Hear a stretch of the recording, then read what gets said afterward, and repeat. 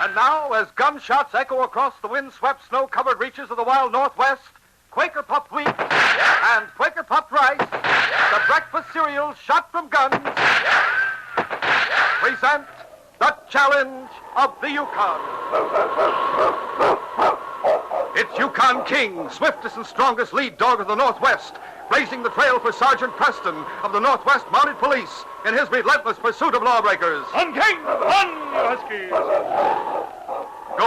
Gold discovered in the Yukon, a stampede to the Klondike in the wild race for riches. Back to the days of the gold rush, with Quaker puffed wheat and Quaker puffed rice, bringing you the adventures of Sergeant Preston and his wonder dog Yukon King as they meet the challenge of the Yukon.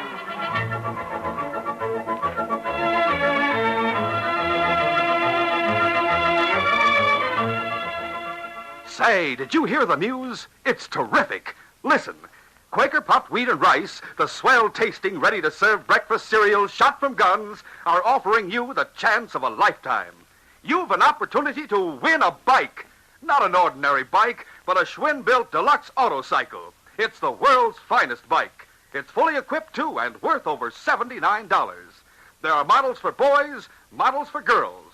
Right now, get pencil and paper ready. Get set to hear full details in just a few minutes.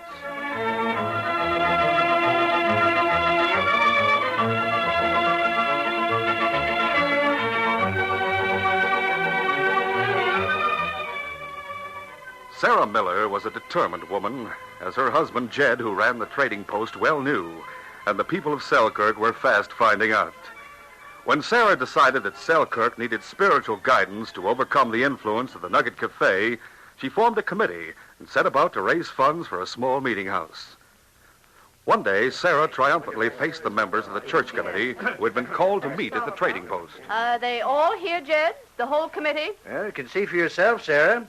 The Widow Jones, Banker Weeks, and Constable Roeder, with you and me. I'm just dying of curiosity, Sarah. Yeah, what's the news you got for us? I hurried right over from the bank, Sarah. Worthy members of the church committee, I've called you together this afternoon. Now, for heaven's sake, don't go trying to make a speech. Get to the point. You be quiet, Jed. Banker Weeks, when will that meeting house be ready, do you think? Well, I reckon it'll be ready by the time we get a parson here to hold meetings in it, Sarah. It'll be ready before Sarah gets around to telling about that letter, seems to me. Jed, if you don't... I'm shut up. Go ahead with the meeting. In my letter, I said we needed an able preacher who could get and hold a congregation in spite of the opposition we'll get from the cafe owner. Rusty Ward is a mean one to have opposing you.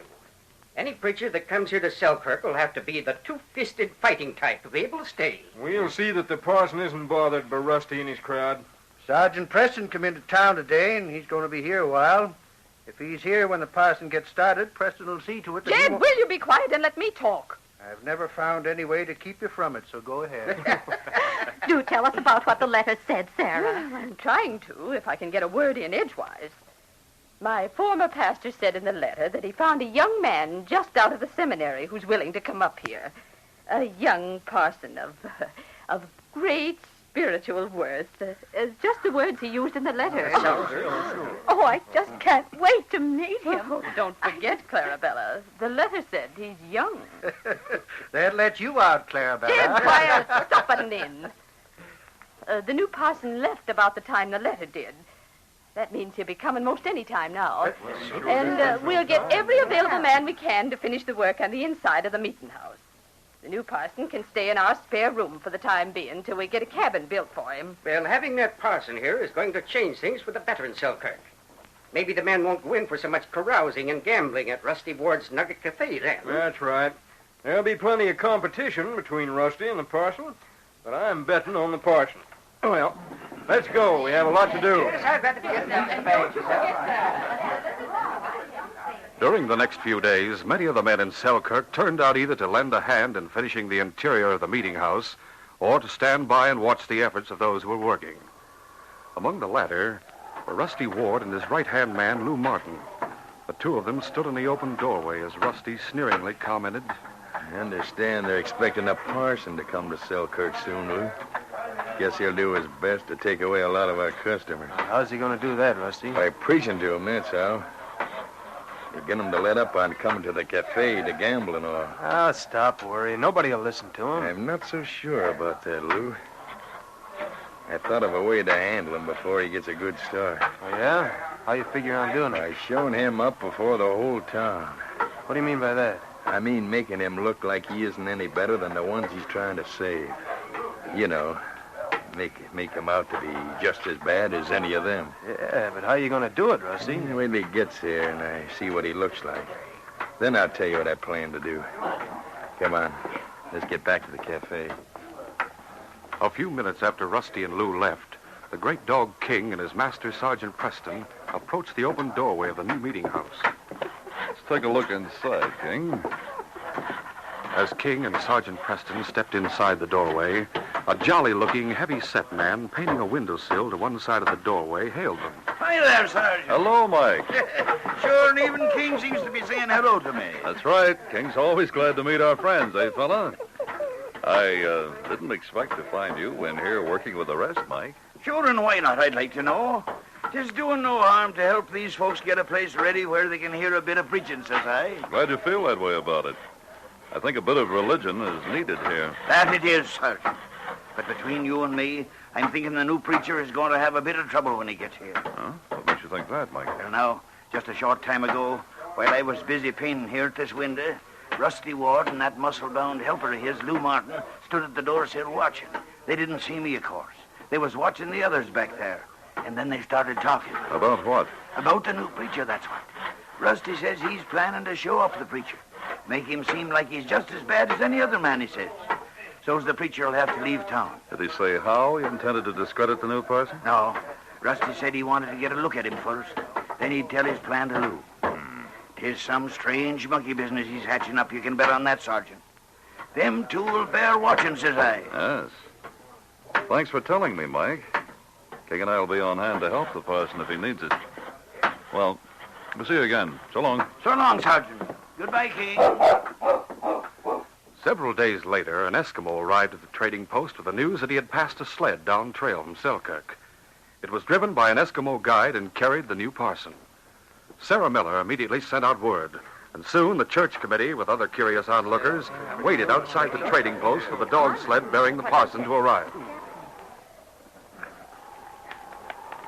Well, having a preacher in Selkirk is going to mean a lot to this town.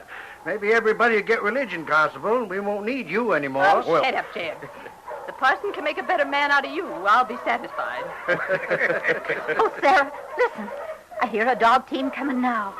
Look, it's turning into the main street and heading for here. Oh, I'm so excited. Just calm down, Clarabella. It's not fit for a widow to get excited like a schoolgirl. Sarah isn't any judge of how a widow feels, is she, Clarabella? I will be, and right soon too, Jed, if you don't keep quiet. Oh, here he comes. He's getting out now. Good gosh, look. Great day. Is that pint-sized feller the new parson? Sarah, sakes alive, look there. He's such a little man. Why, here he comes. I beg your pardon. I'm looking for Mrs. Miller. I'm Mrs. Miller. I guess you're the Reverend Meadows. Yes, I am. Well, welcome to Selkirk, Reverend Meadows. These are the other members of the church committee. My husband, Jed. How do you do, Mr. Miller? Howdy, Parson. You know, we was sort of expecting you to be a big man. Quiet, Jed. Reverend Meadows, meet Banker Weeks. How do you do? Constable Roder and the widow Reverend. Joe. How do you do? Well, Parson, like Jed said, no offense, you understand, we were sort of expecting a much larger man than you. There's a right tough element in Selkirk that needs a bit of religion beat into their thick skulls. Constable Roder, I'm here to preach religious faith to all who care to listen. But each man is master of his own soul. No one can be made to believe in the doctrines of religion by force. Well said, Parson. Very well said. Jed, get the Reverend Meadows' baggage and bring it in. Come along inside, Mr. Meadows. The widow Jones and I will get you settled. Thank you, Mrs. Miller. Yes.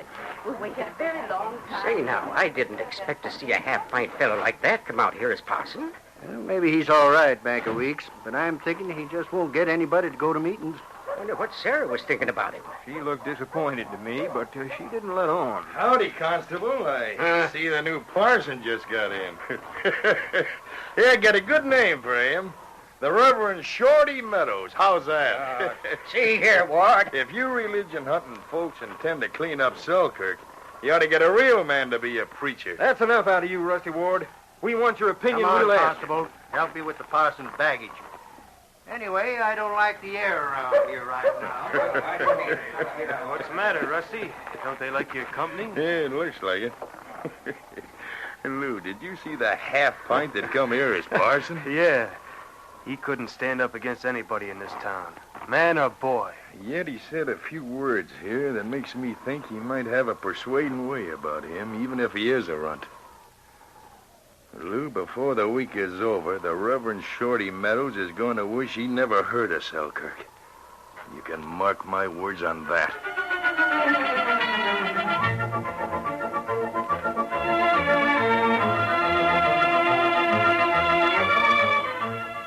We'll continue our story in just a moment. Listen, just listen to this. Here's a chance to win a bike, a dream bike, a brand new, shiny new, fully equipped Schwinn Deluxe Autocycle, the world's finest bicycle. Don't miss out. Talk about fun. Quaker Puffed Wheat and Rice, the cereal shot from guns, are offering 101 Schwinn Deluxe Autocycles, each worth more than $79. In the easiest, most fun contest ever. Think of it. The bike you win is fully equipped. It has these sensational features. Hand-operated front and rear fast-stopping expander brakes. Patented cantilever frame, plus exclusive Schwinn spring fork to absorb rough road shocks. Slipstream built-in electric fender light. In addition to kickstand, chain guard, streamlined tank, battery container, and horn. What's more, each of these 101 keen new bikes is equipped with the new Stuart Warner Golden Meteor speedometer and a bike pilot compass. No fooling, these bikes have everything, even white wall balloon tires. Models for boy contest winners are sparkling maroon with ivory trim. Girl winners get special, fully equipped, smart blue models. They're beauties, too. Grand prize winner also receives a Zenith Z-Net radio for his or her bike. Now listen carefully. Here's how you enter this easy contest. Just finish this sentence in 15 additional words or less. My favorite college pennant on the Quaker Puffed Wheat or Rice package is... Now, that's the start of the sentence. All you do is finish it. It couldn't be easier. Just pick up a package of Quaker Puffed Wheat or Rice. Look at the back of the package. On the back, you'll find a series of colorful flags. Pick out your favorite and tell us why you like it. No fancy writing necessary. Here are examples to help you. My favorite college pennant on the Quaker Puffed Wheat or Rice package is Notre Dame. I like it because Notre Dame has swell football teams. Or, I like the Pennsylvania flag because its colors, red and blue, are my favorite colors. That's all there is to it. You can easily do better. Just a few simple words of your own can win you the world's finest bike. A fully equipped Schwinn Deluxe Autocycle with a retail value of over $79. Jot down your entry on a piece of paper. Include your name and address printed plainly. Mail with one box top from any package of Quaker Puffed Wheat or Rice. Send it right away to Bike Contest, Box 600, Minneapolis, Minnesota. You send no money, just one box top from Quaker Puffed Wheat or Rice with each entry. But hurry, mail today to Bike Contest, Box 600, Minneapolis, Minnesota.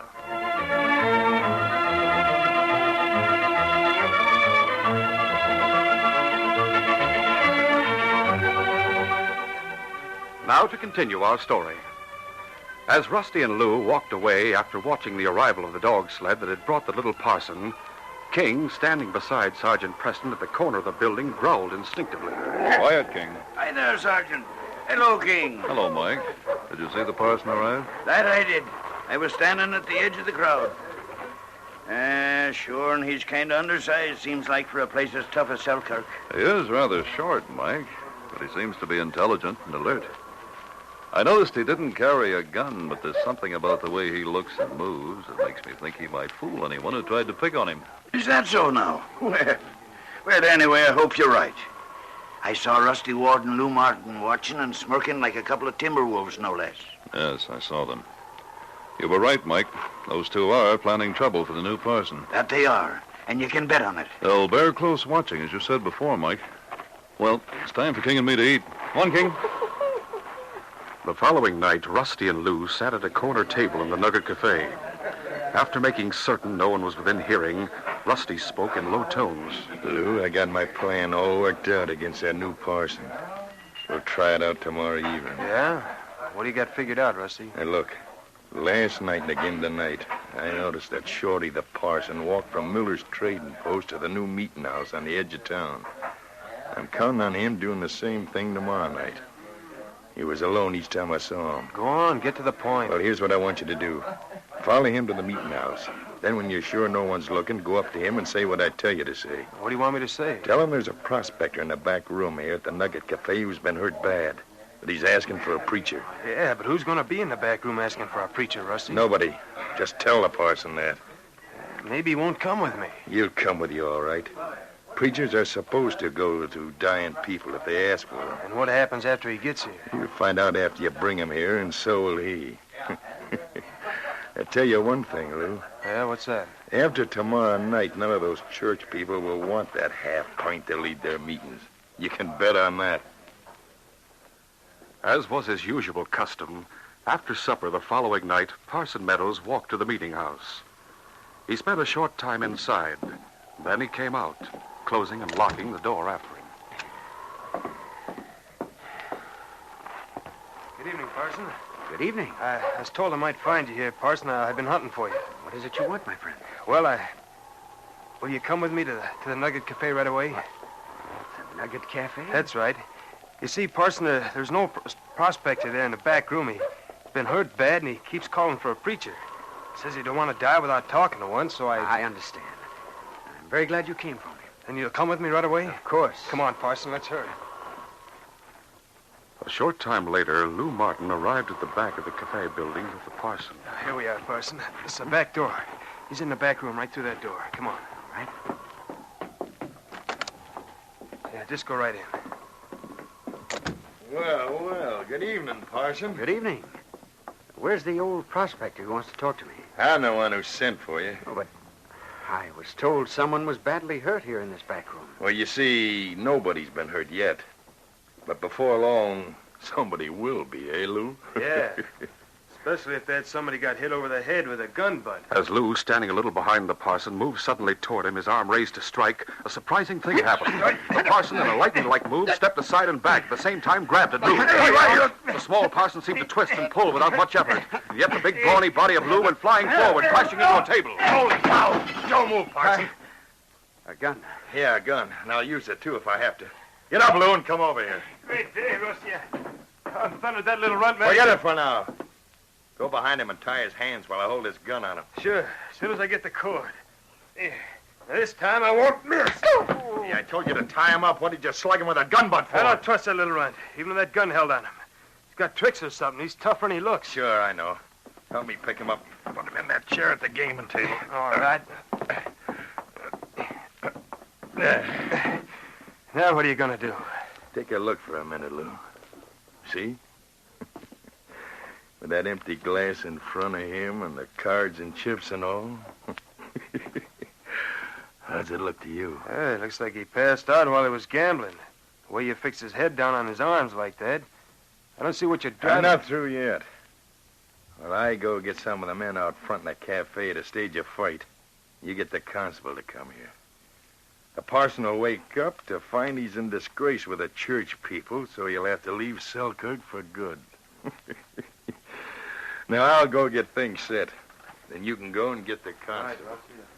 Meantime, at the small cabin he and King used when they came to Selkirk, Sergeant Preston received an unexpected visit from Mike O'Leary. Well, Mike, what brings you here tonight? 'Tis this I saw with me own two eyes. The little parson going into the back door of the Nugget Cafe with Lou Martin. The parson? 'Tis true as I'm standing here talking to you, Sergeant. And being suspicious of Rusty Ward and Lou Martin, I says to myself, Mike, there's no telling what Rusty and Lou are up to. You'd better get over there right away. I'll get my park on. I'm sure the parson wouldn't go there, especially with Lou Martin, unless something was decidedly wrong. Let's go, Mike. Come on, King, let's go. About that time, the constable was at the trading post talking to Jed Miller. Well, Jed, have you decided what you think of that little parson? Just how does he stack up with you, anyway? Oh, I guess he's all right, Constable. I can't get Sarah to say what she thinks about him, Hey, but I think... You better come over to the Nugget Cafe right away. Some of the men are cutting loose again. Rusty's afraid they'll wreck the place. Another ruckus at the cafe. Yeah. That place is getting worse every day. All right, I'll go try and calm them down. I'll come along with you and see what's going on. We better hurry. They're really in a fighting mood over there tonight. Over in the cafe, Rusty was urging the men on so that the fight would look real when the constable arrived. Rub it up a little more to make it look real, man. But don't bust up any of the furniture or glassware. It sure looks like the real thing now, Rusty. Yeah, sure does. Well, I'll make it seem more real by firing a couple of shots. Hey, you shot down the hanging lamp. It hit Rusty and knocked him out. Look, the oil's caught fire. Run fast. Let's get out of here. As Sergeant Preston with King and Mike hurried toward the Nugget Cafe, they heard the sudden commotion in the distance. Something's happened, Mike, at the cafe. Look, Sergeant. They're running out. The cafe's on fire. Glory be. The parson might still be in there, too. Come on, we'll run through to the back door of the cafe. Let's go, King. Meantime, in the back room of the cafe, the parson gradually came to after being knocked out by Rusty. Oh, my head. That must have been... Seems to be smoke coming under that door over there.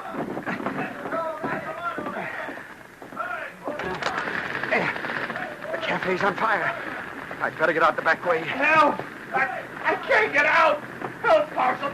Don't leave me in here. The cafe owner. I'm hurt. The hanging lamp fell, hit my head, knocked me out. The men slammed the table over on my leg. I think it's broke. Get me out. Help me. I'll move the table. Oh, there. Now I'll try to get you off. I wouldn't blame you if you... No time for talking. I'm pretty heavy. Don't hurry. I think I can manage. You got nerve, Parson. You're strong, too. I'm counting more on faith than on nerve right now, my friend. Easy now. Oh! Maybe you better... Hey, look out! Parson! Parson! That beam clipped him. We haven't a chance now. Help! Help! Help me! Flames have reached the back room, Mike. Uh-oh, that's bad. Hey, two of them are still in there. Sergeant Preston and King. Hello, Constable. Who's still in there, The Martin? Parson was in that back room, and Rusty's not out either. Great day. The parson in there? What was he doing? Never mind questions now, Jed. Come on, we'll have to get them out. You can't get in there now. We'll see about that. You'll never make it, Sergeant. As the group of men stood uncertain what to do, King, standing beside his master, heard the frantic cry for help. Even as Sergeant Preston paused momentarily at the doorway, King acted immediately, springing forward with a frenzied bark into the smoke-filled, flame-lighted cafe. King!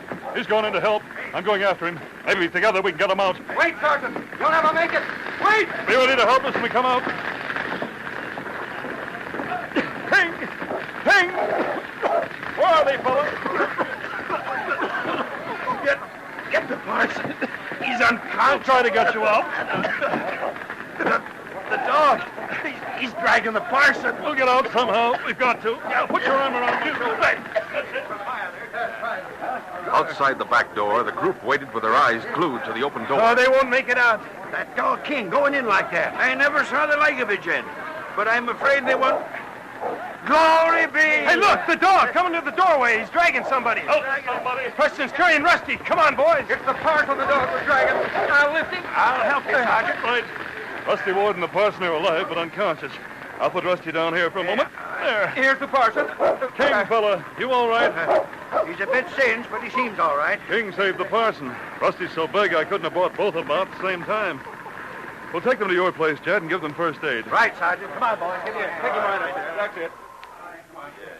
At the miller's quarters in the trading post, Rusty Ward and the parson received first aid and regained consciousness. After they had gained their strength later that night, the church committee gathered around the two chairs in which the two men sat. Reverend Meadows, we were concerned, of course, as to why you were in the cafe, but after getting the facts from Lou Martin, we decided the committee should give you a vote of confidence. Thank you, Mrs. Miller. Well, of course, Parson, you should have been more careful.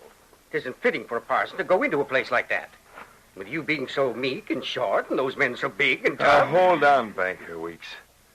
Lou and I can tell you he may be short, but he isn't meek. And Lou can tell you he's plenty tough, too. He fooled me. Tossed me around plenty in that back room. Oh, what's that you say? Oh, sure. A parson parson acting tough. The church can be militant as well as meek when necessary, Mrs. Miller. The parson come in after me because he has faith. If that's what his religion means, then I'm for it. I did him a dirty trick, and he tried to save me. From now on, nobody's going to say anything about Parson Shorty Meadows while I'm around. Parson Shorty Meadows? What a thing to say. I used to be called Shorty Meadows in college, Rusty, so don't be embarrassed. Say, I've heard of a Shorty Meadows who took top honors as an athlete at California University a few years ago. Could it be that you... Yes, I'm that Shorty Meadows, Sergeant. I took up boxing and wrestling, too, as sort of a defensive measure. Then I went to the theological seminary. My thunder, it looks like we got a fighting parson after all. Mercy, I had no idea we'd get a parson. Shut up, Sarah. You jabber too much. You got the spiritual worth you want in Parson Meadows, and we got the toughness we want in Shorty Meadows. Parson? Yes. Since you prefer to convert Rusty and Lou instead of prosecuting them for what they did to you, I think the constable and I can forget the matter. That's right. But I wonder if King is willing to let him off. He don't like men who pull dirty tricks. What do you say, King? Seems to me that as far as King and I are concerned, this case is closed, eh, fella?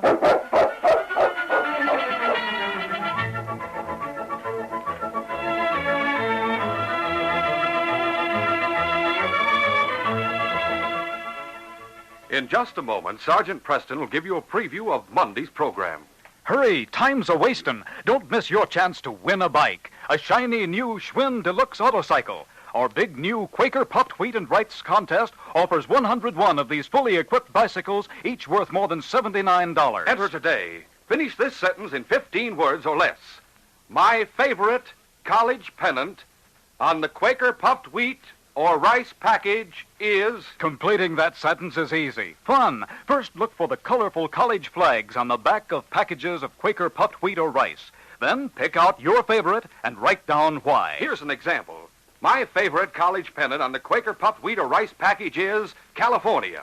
I like it because I want to go to school there someday. Send your entry together with your name and address and one Quaker Puffed Wheat or Rice box top to Bike Contest, Box 600, Minneapolis, Minnesota. Contest closes midnight Saturday, October 23rd. Anyone living in continental United States can enter, except employees of the Quaker Oats Company, their advertising agencies, and families. Entries judged on basis of originality, suitability, and aptness. Duplicate prizes for ties. Judge's decision final. All entries and ideas therein become property of the Quaker Oats Company. Here's a tip. Mail your entry today, without delay. Send to Bike Contest, Box 600, Minneapolis, Minnesota. These radio dramas, a feature of the Challenge of the Yukon Incorporated, are created and produced by George W. Trendle, directed by Fred Flowerday, and supervised by Charles D. Livingston. The part of Sergeant Preston is played by Paul Sutton. They are brought to you every Monday, Wednesday, and Friday at this same time by Quaker Puffed Wheat and Quaker Puffed Rice, the breakfast cereal shot from guns. Listen Monday when Sergeant Preston and Yukon King meet the Challenge of the Yukon in the adventure of the Red Ace. A number of mysterious robberies brought King and me to the town of Three Falls. A criminal known as the Red Ace, because he always leaves the ace of diamonds at the scene of his crime, presents a baffling case to King and me. Be sure to hear this exciting story Monday. Till then, this is J. Michael wishing you goodbye, good luck, and good health from Quaker Puffed Wheat and Quaker Puffed Rice. So long.